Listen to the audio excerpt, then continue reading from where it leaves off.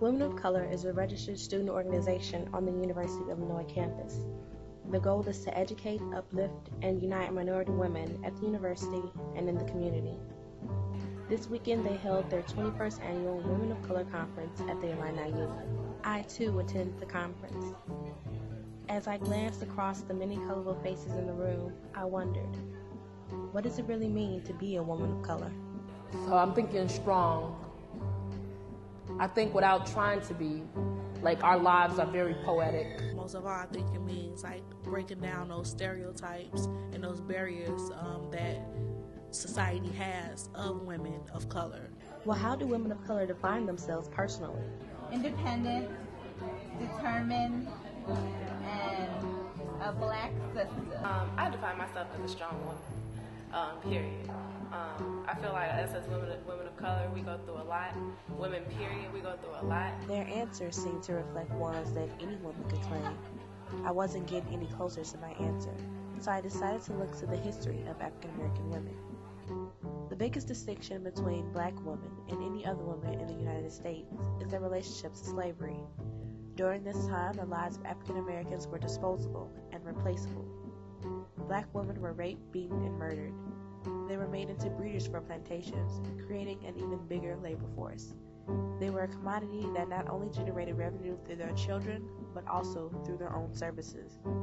Their bodies were ridiculed and oftentimes served as a marker for the supposed promiscuity and sexual immorality.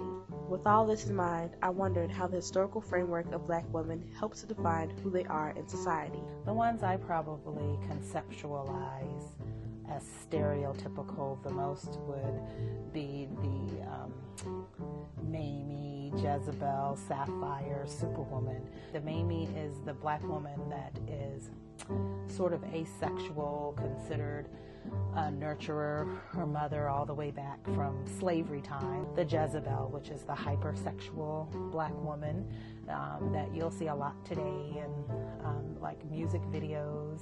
You have the angry black woman syndrome is the one that often people would think of as the loud or boisterous, assertive black woman. I'm telling you, Marcus, if she looks at me one more time cross-eyed, I'm gonna gut her like a fish. How do these negative images of black women affect them psychologically?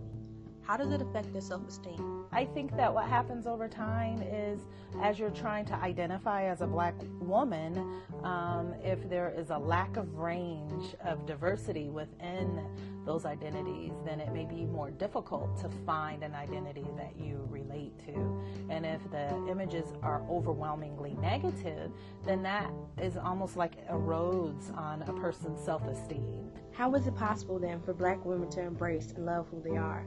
With all the negativity distorting what it means to be a black woman, how do they situate themselves among it? I just put God first, I believe that through him I could do all things, so I try to have that as, the antidote and just keep moving on. Just keep pressing forward. Any woman can define themselves as strong, determined, intelligent, and beautiful, like the black woman I interviewed. But the reasoning behind the use of these words is very different.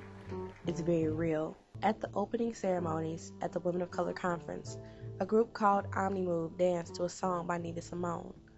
Listening to the lyrics, I realized she had it right when she defined four black women, by their own experiences.